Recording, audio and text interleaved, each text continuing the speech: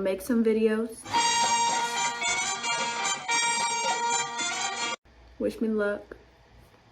See y'all then. Welcome to WebWorks. Hello students, this is our interactive timeline for events leading to the revolution. We're going to go through each event, read through the reading for each, and then I'm going to explain the activity that you all are going to complete at the end. Right now, these events are in chronological order. Chronological means time order, so this would be the first event and the most recent event. So oldest to newest event. We're going to start with the French and Indian War.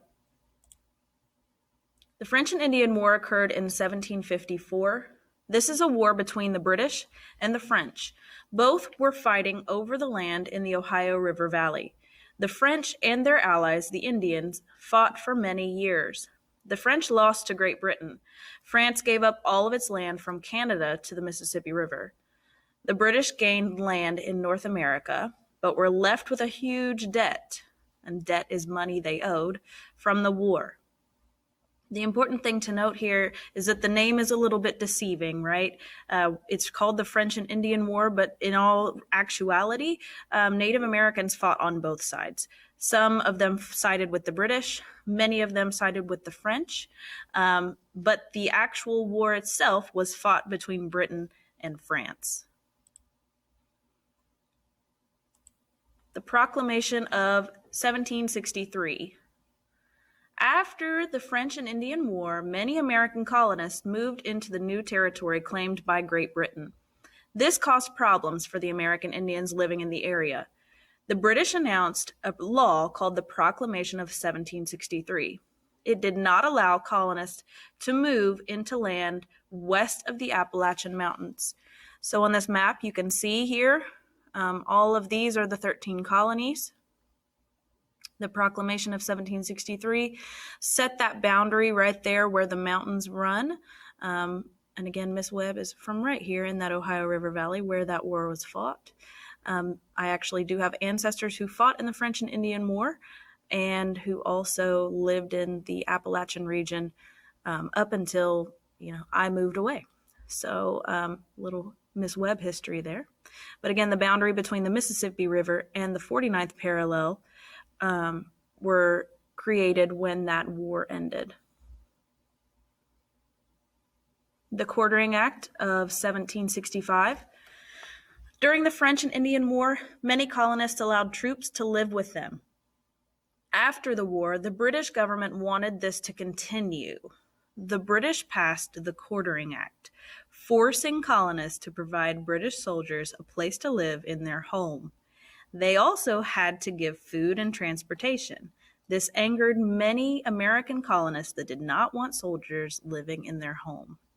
So if you think about the freedoms that we have today and the guarantees that we have that are listed in the Constitution, which we'll talk about later, this issue comes up because this is something that the Americans lived through that they didn't agree with. Imagine someone coming into your home, taking over, bumming on your couch, playing your video games, eating your food, and running you out of your home. So this is something that angered the colonists greatly. The Stamp Act, 1765. This law was not actually about stamps, ironically enough. It was a tax that was forced on all American colonists by the British. Again, when we're talking about these things, I want you to think about that salutary neglect concept where, the king and parliament, they're so far away, they're across the ocean. It's hard to get communication back and forth quickly. And so they felt like that self-government that they were allowed to have for so long is really being inhibited by their government. Every piece of printed paper had to have a stamp to prove that the owner had paid a tax. This tax was on newspapers, playing cards, and legal documents. Americans were upset and started a group called the Sons of Liberty. The Townshend Acts, 1767. The Townshend Acts are passed by Parliament. Again, Parliament is that law-making group that exists in the monarchy of Great Britain. Many taxes are on items coming into America like tea, glass, paper, lead, and paint. This act wanted to raise money to pay for government workers. This act also punished colonists for resisting the Quartering Act. Parliament wanted to prove their right to tax the colonies. The Townshend Acts are met with resistance.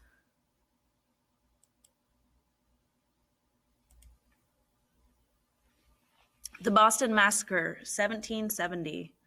A group of British soldiers were supporting another soldier who was being picked on by a crowd throwing snowballs and yelling. The soldiers fired their weapons on the crowd. 3 men are killed immediately and 2 die later of wounds. The first victim is Crispus Attucks, a former slave. He is the first American to die in the American Revolutionary War. News of the massacre divided the Americans from the British. So this is another example of British oppression, and it shows that they're willing to fire upon their own people. So this is a turning point for them, for where a lot of the colonists decide to take the side of the revolution rather than their monarch.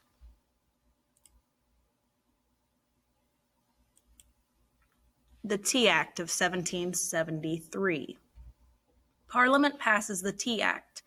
Tea was to be shipped directly to the colonies and sold at a bargain price. The direct sale of tea would hurt the business of American tea shops.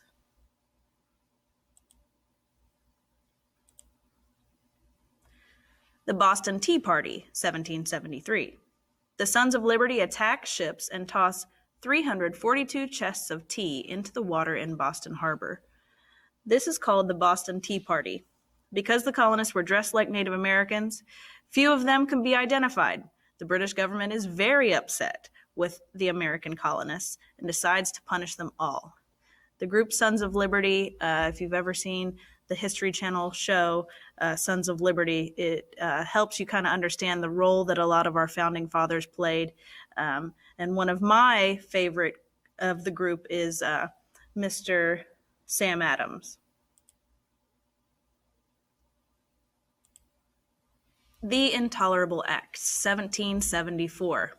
Parliament passes the Intolerable Acts to punish the Americans for the Boston Tea Party.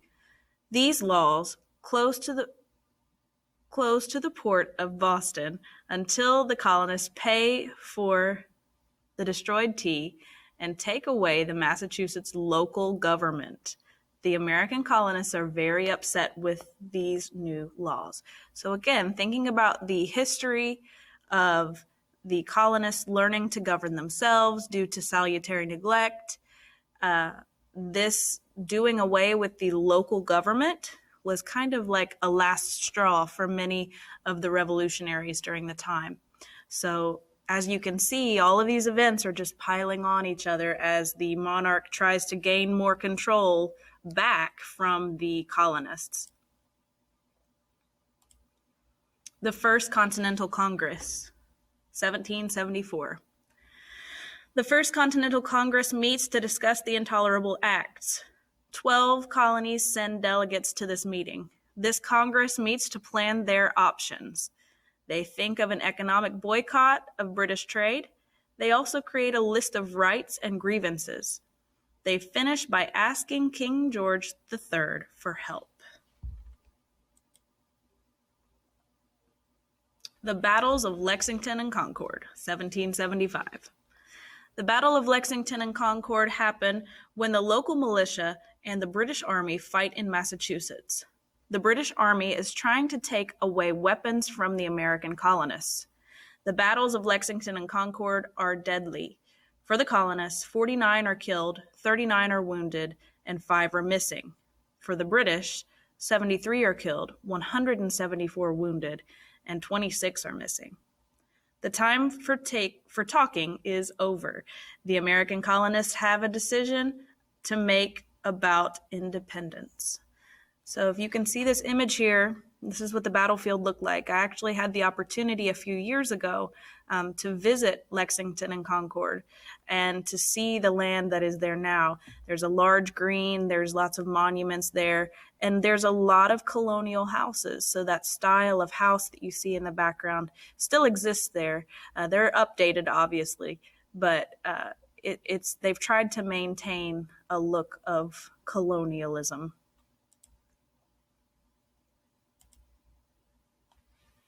Second Continental Congress, 1776. The Second Continental Congress meets and creates an army. They hired George Washington to lead the army. The Second Continental Congress said that the 13 colonies should be free and independent states. On July 2nd, 1776, they pass a resolution declaring independence from Great Britain. It is approved on July 4th, 1776. The Declaration of Independence is written by Thomas Jefferson, in addition to other people, but he is often given credit as being the author of the Declaration. All right, so now it's your turn. So your job is going to be to drag the events onto the spectrum according to which events you think were most important in starting the revolution to least important. So let's go over the directions.